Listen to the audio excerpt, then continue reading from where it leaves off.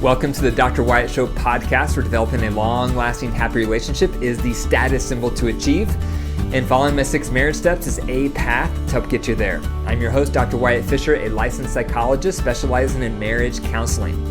Remember, you can contact me on the Dr. Wyatt Show Monday through Thursday with your marriage questions from 4 p.m. to 6 p.m. Mountain Standard Time. The number to call is 720-307-7347. If you don't reach me, leave a voicemail and I'll respond back to your question on the next Dr. Wyatt Show podcast. Well, welcome to 2022. I hope you had a nice holiday break. Hopefully you got to listen to my last podcast episode series on how to make it through the holidays without killing your partner. We took a trip to Texas, and as most travel is, it's always nice to go and nice to come back. So thankfully, I've had a few days to recover and get organized before I'm starting my week today. So hope you had a nice vacation or a nice holiday as well. Today, I'm going to talk about 3 reasons not to give up on your marriage. It's so easy to give up on marriage for so many reasons.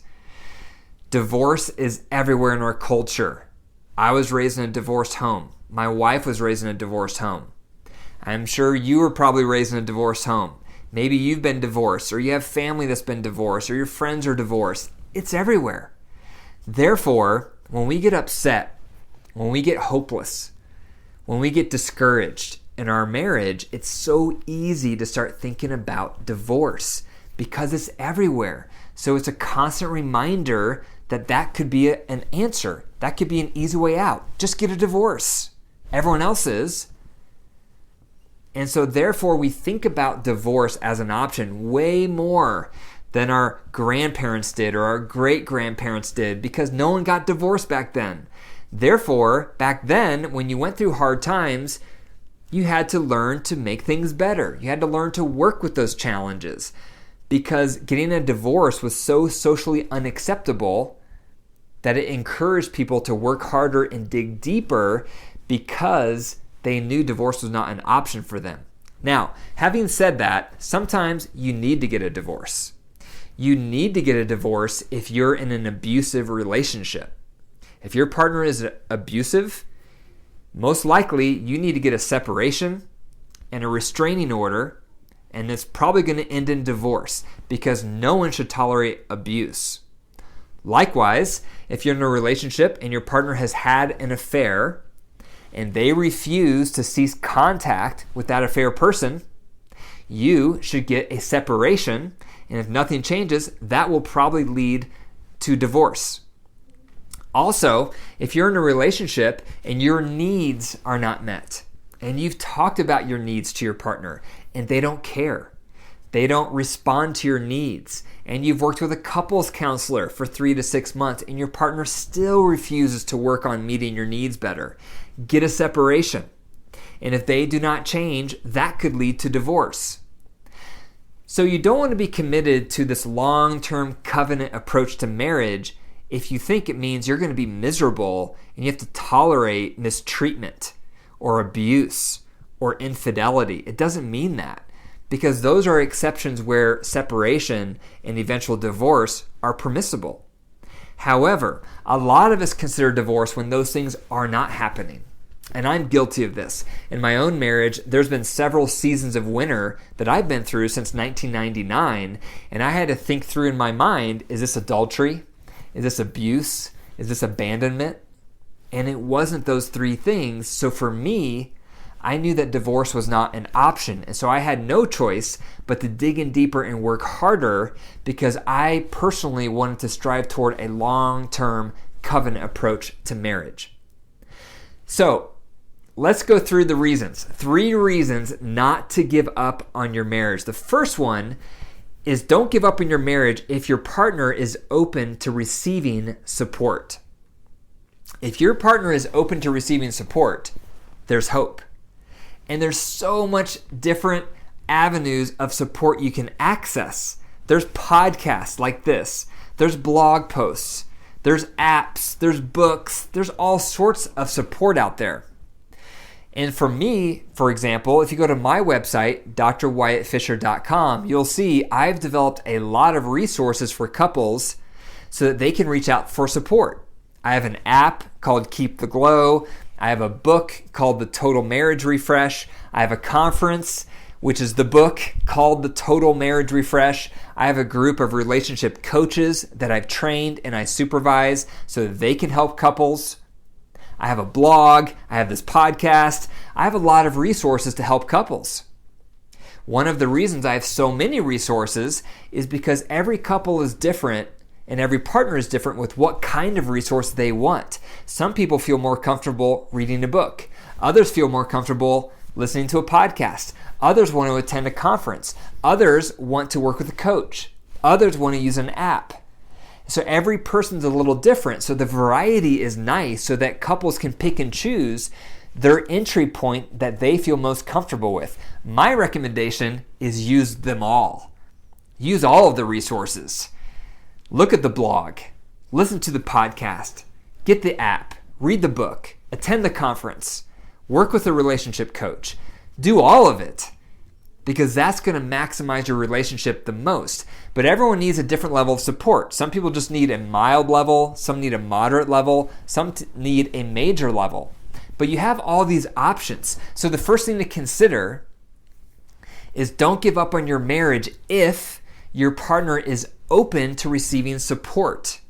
If they're open to receiving support, that means they've cracked the door.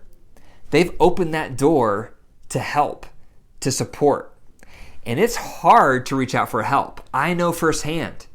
When my wife and I went through winter in our relationship, I had a really hard time reaching out for support because I was a therapist. And I thought, I can fix our marriage. I can fix these dynamics. And for us, it was sexual brokenness, where my wife had all this trauma from her upbringing, which made her want nothing to do with sexual contact in our relationship. I responded poorly to that rejection with anger, and then we got a vicious cycle going on that nearly drove us to our knees. And I was resistant to reach out for help because at the time, I was a therapist in training, and I thought, I can do this. I can fix us. But eventually I learned I can't. I can't be our own therapist. My wife does not see me as a marriage therapist. I am not objective because I'm in it. I'm in the relationship. So it took me a while to swallow my pride and reach out for help. But I'm so glad that I did. So glad that we did, because that started a multi-year journey of us reading books, listening to podcasts, going to conferences, and working with a therapist. We did that for years in order to heal our brokenness. And it worked. It moved us out of winter and into spring. And spring is where you start falling back in love because your needs start being met again. You start working through those resentments. So I know how hard it is to reach out for support. But if your partner is willing and open to support, do not give up on the relationship. The second reason not to give up on your relationship is because change takes time.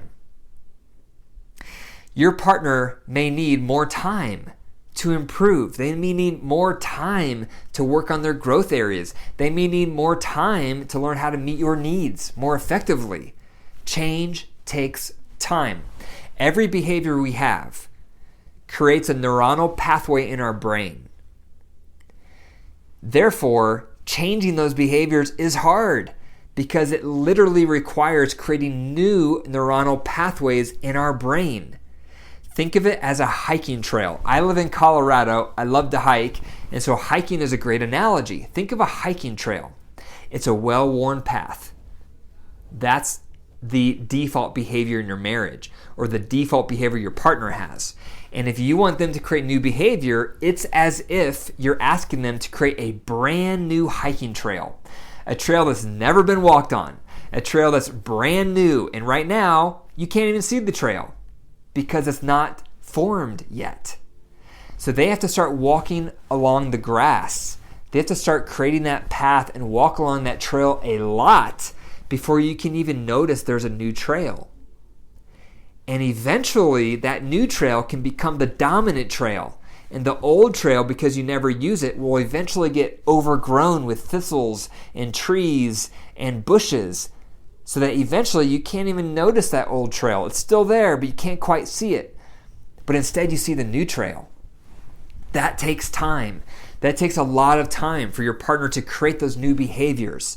So that's another reason not to give up in your relationship, because change takes time. The third reason not to give up in your relationship is because you're not perfect either. No one is perfect in their relationship. So the goal for all of us is to figure out, what's my part? How am I contributing to these vicious cycles? How am I making things worse? What do I say and do that contributes to these negative dynamics in my marriage? Our tendency is to only focus on our partner's problems because they're glaring and they hurt our feelings and they make our needs not met. So we hyper-focus on them, understandably.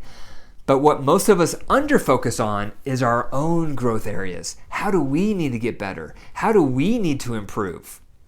You have no reason to give up on your partner until you're doing an amazing job as a partner yourself. Only then do you have the freedom to critique your partner, when you're free of critique yourself. So, the third reason not to give up on your marriage is because you're not perfect. And I'm also guilty of this. There's been so many times in my marriage where I've hyper-focused on my wife's problems, my wife's issues, my wife's hang-ups that hurt me. That I've failed to focus on, how am I making it worse? How am I contributing to this problem? What am I doing that's contributing to her behavior that's hurting me? And when I started thinking of that, it showed me I've got some work cut out for me. I've got some growth areas. I have some new trails that I need to create because I'm not perfect. I've got some flaws. I've got some brokenness. I've got some weaknesses as a partner that I need to work on. I can't be critiquing my wife if I also have growth areas and problems and brokenness. We all have it. So that's the third reason not to give up, because you're also not perfect. Work on you. Ask your partner how you could improve. Ask your partner how you could be a better person, a better spouse, and then work on your part. And that in and of itself could inspire your partner to work more on their part. So, those are 3 reasons not to give up on your marriage in 2022. Number 1 is if your partner is open to support. Number 2, remember that change takes time. And number 3, remember that you are not perfect either. Thank you for listening to the Dr. Wyatt Show podcast. If you enjoyed the episode, be sure to click the 5 stars, leave a review, and subscribe so you get noticed or a notification on the next podcast episode that will come out. And remember, the best way to pay it forward, if you appreciate this podcast, is to tell one person about it. Would you do that for me? Text one person today about the Dr. Wyatt Show podcast. For more marriage resources, go to my website, drwyattfisher.com, and remember, your marriage is alive. So if you nurture it and care for it, it will grow. But if you deprive it and neglect it, it will wilt and die. The choice is up to you. Take care.